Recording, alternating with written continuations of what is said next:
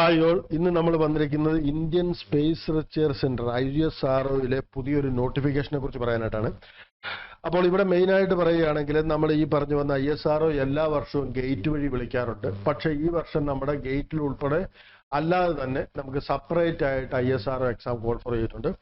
അപ്പം 2025 എക്സാമിനേഷനെ കുറിച്ച് ISRO എക്സാമിനെ കുറിച്ചാണ് നമ്മൾ ചർച്ച ചെയ്യാൻ പോകുന്നത്. അപ്പോൾ അതിൽ മെയിനായിട്ട് അറിയാം, ISROയെ കുറിച്ച് നമുക്കറിയാം സയന്റിസ്റ്റ് പോസ്റ്റാണ് ISRO നമുക്ക് എവിടെ നമ്മുടെ എഞ്ചിനീയേഴ്സിന് ഉണ്ടാക്കി തരുന്നത് അല്ലെങ്കിൽ തന്നിരിക്കുന്നത്. അപ്പം നമുക്ക് ഈ പറഞ്ഞ DRDO, ബാർക്ക് ഇങ്ങനെയുള്ള ഇൻസ്റ്റിറ്റ്യൂഷൻസും സയന്റിസ്റ്റ് പോസ്റ്റുകളിലേക്കുള്ള നോട്ടിഫിക്കേഷൻ തരാറുണ്ട്. അപ്പോൾ സയന്റിസ്റ്റ് പോസ്റ്റിൽ ഈ പറഞ്ഞ 3 എണ്ണമാണുള്ളതെങ്കിൽ അതിൽ ആദ്യത്തേതാണ് BE001. അത് ആർക്ക് വേണ്ടിയാണെന്ന് ചോദിച്ചാൽ ഇലക്ട്രോണിക്സുകാർക്ക് വേണ്ടിയുള്ളതാണ്. 113 ഓപ്പർച്യൂണിറ്റീസ് ആണ് വന്നിരിക്കുന്നത്. അവിടെ 65% അല്ലെങ്കിൽ 6.84 CGP അവിടെ ഉണ്ടാകേണ്ടതുണ്ട്.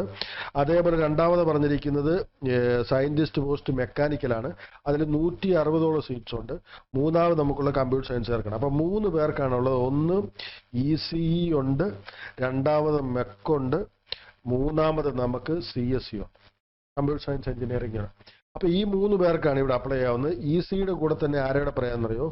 ട്രിപ്പിളിയോട് നമുക്ക് പറയാം, അവർക്കും അപ്ലൈ ചെയ്യാൻ പറ്റും ECയുടെ കൂടെ തന്നെ. പക്ഷെ ഒന്നുണ്ട്, നമ്മുടെ ECയുടെ സബ്ജക്ട്സുകളായ കുറച്ചുകൂടെ സബ്ജക്ട്സുകൾ എക്സ്ട്രാ പഠിക്കേണ്ടി വരും. കമ്മ്യൂണിക്കേഷനും ഈ പറഞ്ഞ ആന്റിനയും അങ്ങനെയുള്ള കാര്യങ്ങളൊക്കെ എക്സ്ട്രാ പഠിക്കേണ്ടി വരുന്നുള്ളതേ ഉള്ളൂ. അപ്പൊ ഇനി പറയാനുള്ളത് എന്താ ചോദിച്ചാൽ, ഈ പറഞ്ഞു വന്ന ഇതിലെ ഈ പറയുന്ന കമ്പ്യൂട്ടർ സയൻസിന്റെ കൂടെ തന്നെ IT-കാർക്കും ഈ പരീക്ഷ എഴുതാവുന്നതാണ്.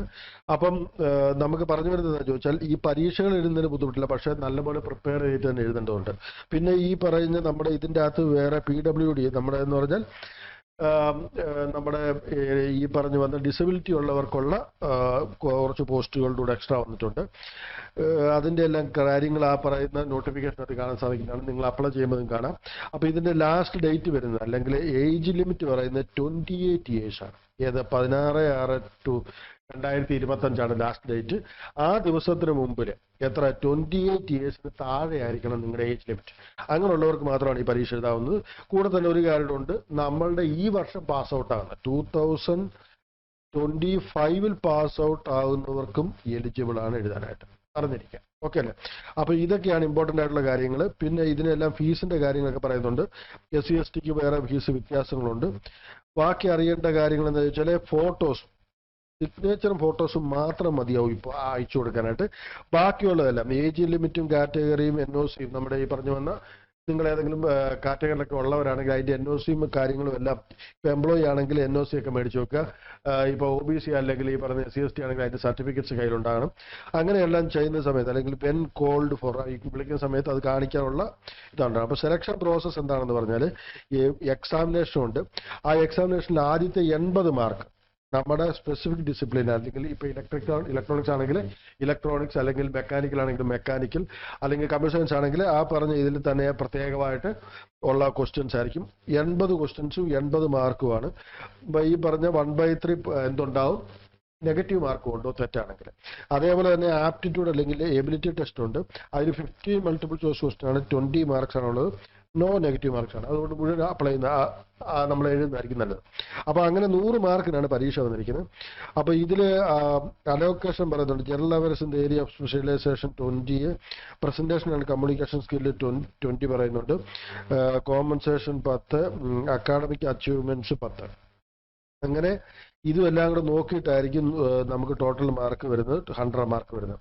അപ്പോൾ ഇനി എനിവേ നമുക്ക് ഒരു കാര്യം പറയാം, ഇതിൻ്റെ അകത്ത് ഈ പരീക്ഷകൾക്ക് വേണ്ടി നമ്മൾ നല്ലപോലെ പ്രിപ്പയർ ചെയ്താൽ നമുക്ക് ഈ പറയുന്ന ഗേറ്റ് എക്സാമിനേഷൻ പോലെ അത്ര ടഫായിട്ടുള്ള എക്സാമിനേഷൻ അല്ല.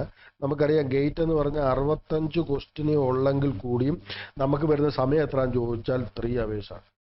ഇവിടെ 100 ക്വസ്റ്റ്യൻസ് ഉണ്ട്, അതിൻ്റെ കൂടെ തന്നെ 2 hours ഉണ്ട്. കൂടെ തന്നെ നമുക്ക് പറയാവുന്നൊരു കാര്യമുണ്ട്, ഇവിടെ കാൽക്കുലേറ്റർ ഇല്ല. അതുകൊണ്ട് തന്നെ കാൽക്കുലേഷൻ വരുന്നത് നമുക്ക് മൈൻഡിൽ തന്നെ കാൽക്കുലേറ്റ് ചെയ്യാൻ പറ്റുന്ന രീതിയിലുള്ള ക്വസ്റ്റ്യൻസ് ആയിരിക്കും. കൂടെ തന്നെ ഒരു കാര്യം വ്യക്തമായിട്ട് മനസ്സിലാകുന്നുണ്ട്, ഈ 65 ക്വസ്റ്റ്യനിൽ ഓൾമോസ്റ്റ് എല്ലാവരും ചെയ്യുന്ന ഒരു 45 മാർക്സ് ഒക്കെയാണ്, അല്ലെങ്കിൽ ക്വസ്റ്റ്യൻസ് ആണ് നമ്മൾ ഗേറ്റ് എക്സാമിനേഷന് സോൾവ് ചെയ്യുന്നതൊക്കെ. ഈ പറഞ്ഞ പരീക്ഷയ്ക്ക് ശരിക്കും പറഞ്ഞാൽ 45 മാർക്ക് കിട്ടുമ്പോൾ തന്നെ നമുക്ക് ഓവറോൾ ഒരു നല്ല ഗുഡ് റാങ്കിലോട്ട് എത്തുന്നുണ്ട്. അപ്പോൾ തന്നെ നമുക്ക് മനസ്സിലാവും ഒരു 45 ക്വസ്റ്റ്യൻ 180 മിനിറ്റ്സും ഉണ്ട്. അപ്പം നമുക്കറിയാം ഒരു 4 മിനിറ്റ് ഒക്കെ നമുക്ക് ഒരു പരീക്ഷയ്ക്ക് അല്ലെങ്കിൽ ക്വസ്റ്റ്യൻ കിട്ടുന്നുണ്ട്. എന്നാൽ ഇവിടെ ശ്രദ്ധിച്ചാൽ മനസ്സിലാവും 120 മിനിറ്റ്സ് എത്ര ക്വസ്റ്റ്യന്, ഈ പറഞ്ഞ 100 ക്വസ്റ്റ്യന്. അപ്പൊ തന്നെ ഒരു കാര്യം മനസ്സിലാവും, ബൈ 100 എത്തിയ 120.12 മിനിറ്റ്, അല്ലെങ്കിൽ നമ്മൾ വേറെ തരത്തിൽ പറഞ്ഞാൽ 120 മിനിറ്റ്സ് എന്ന് പറയുന്നതിന് പകരം 1.2 മിനിറ്റ്സ് എന്ന് വേണേൽ പറയാം. അപ്പൊ നമുക്കൊരു 80 സെക്കൻഡ്സ് ആണ് കിട്ടുന്നത്. ഓക്കെ അല്ലേ? അപ്പോൾ ഒരു കാര്യം വ്യക്തമാണ് ഇതിൻ്റെ അകത്തുനിന്ന്, വളരെ ക്വസ്റ്റ്യൻസ് വളരെ സിമ്പിൾ ആയിരിക്കും, പക്ഷെ യു ഹാവ് ദി തറവ് നോളജ് അല്ല വേണ്ടത്. തറവ് നോളജ് ശരിക്കും ഗേറ്റിനാണ് വേണ്ടത്, ഡീപ്പായിട്ടുള്ള നോളജ് വേണമെന്നുണ്ടെങ്കിൽ. കാരണം അറിയാം, ഇൻഡെപ്ത് ക്വസ്റ്റ്യൻസ്, പ്രോബ്ലമാറ്റിക് ആയിട്ടുള്ള ക്വസ്റ്റ്യൻസ് തന്നെ ഗേറ്റിന് വെക്കുമെങ്കിൽ, പ്രോബ്ലമാറ്റിക് ആയിട്ടുള്ള അല്ലെങ്കിൽ അനാലിറ്റിക്കൽ ആയിട്ടുള്ള ക്വസ്റ്റ്യൻസ് ഒരു ഡെപ്ത് കുറച്ച് വെച്ച് വാസ്റ്റ് ഓഫ് സിലബസ് നമുക്ക് കവർ ചെയ്യേണ്ടതുണ്ടാവും. പ്രത്യേകിച്ച് ഇപ്പം നമ്മുടെ ഇലക്ട്രോണിക്സിലൊക്കെ പറയുകയാണെങ്കിൽ ആന്റിന അങ്ങനെയുള്ള പോർഷൻ എന്ന് പറഞ്ഞാൽ നമ്മുടെ ഈ പറഞ്ഞു വന്ന ഐസാറുമായിട്ട് ബന്ധപ്പെട്ട പോർഷൻസിലുള്ള ക്വസ്റ്റ്യൻസ് എക്സ്ട്രാ വരുന്നുണ്ടാവും. ഓക്കെ അല്ലേ? അപ്പൊ എനിവേ ഒരു കാര്യം പറയാം, നമ്മുടെ കോച്ചിങ്ങിനെ കുറിച്ച് പറയുകയാണെങ്കിൽ നമ്മുടെ ഈ പറഞ്ഞു വന്ന കോച്ചിങ് സ്റ്റാർട്ട് ചെയ്യുന്നത് ഈ വരുന്ന ആഴ്ച തന്നെയാണ്. അവിടെ നമുക്കൊരു കാര്യം വ്യക്തമായിട്ട് പറയാം, നമ്മളുടെ കോച്ചിങ്ങിൽ ലൈവ് ക്ലാസ്സസ് ആയിരിക്കും കൂടുതലുണ്ടാകുന്നത്. ഡെയിലി ലൈവ് ക്ലാസ്സസോടെയാണ് നമ്മുടെ കോച്ചിങ് ഉണ്ടാകുന്നത്. രണ്ടാമത്തെ പോയിന്റ് പറയുന്നത് ടെക്സ്റ്റ് ബുക്ക് നമ്മൾ കൊടുക്കുന്നുണ്ട്. മൂന്നാമത് നമ്മൾ പറയുന്നത് വീക്കിലി എക്സാംസ് ഉണ്ടാവും. കൂടെ തന്നെ നമുക്ക് പറയാവുന്ന ഒരു കാര്യം, നിങ്ങളുടെ പ്രീവിയസ് ഇയർ ക്വസ്റ്റ്യൻസ് മുഴുവൻ സൊല്യൂഷൻസ് ക്ലാസ്സിൽ തന്നെ ടീച്ചേഴ്സ് ചെയ്യുന്നതാണ്. അപ്പൊ ഇത്രയും കാര്യങ്ങളാണ് മെയിനായിട്ട് നമ്മുടെ ഉള്ളത്. ഇതിനെക്കുറിച്ചുള്ള ഡീറ്റെയിൽ അറിയാനായിട്ട് ഈ പറയുന്ന നമ്മുടെ ഈ വീഡിയോയുടെ താഴെ തന്നെ കൊടുത്തിരിക്കുന്ന ഗൂഗിൾ ഷീറ്റിൽ നിങ്ങൾക്ക് ഫില്ല് ചെയ്യാവുന്നതാണ്. പിന്നെ ഒരു കാര്യം കൂടെ ഞാൻ ഉറപ്പ് പറയുന്നു, നിങ്ങൾക്ക് മെയിനായിട്ട് ISROയുടെ ഒരു പോയിന്റ് ഓഫ് വ്യൂ പറയുകയാണെങ്കിൽ കൃത്യതയോടെയുള്ള പഠനം ഉണ്ടെങ്കിൽ നിങ്ങൾക്ക് ഈ പരീക്ഷ വളരെ സിമ്പിളായിട്ട് പാസ്സാകുന്നതാണ് ആസ് കമ്പയർ ടു ഗേറ്റ്. അപ്പോൾ എനിവേ നിങ്ങൾക്ക് എല്ലാവർക്കും സയന്റിസ്റ്റ് ആകാൻ സാധിക്കട്ടെ എന്ന് ആശംസിക്കുന്നു.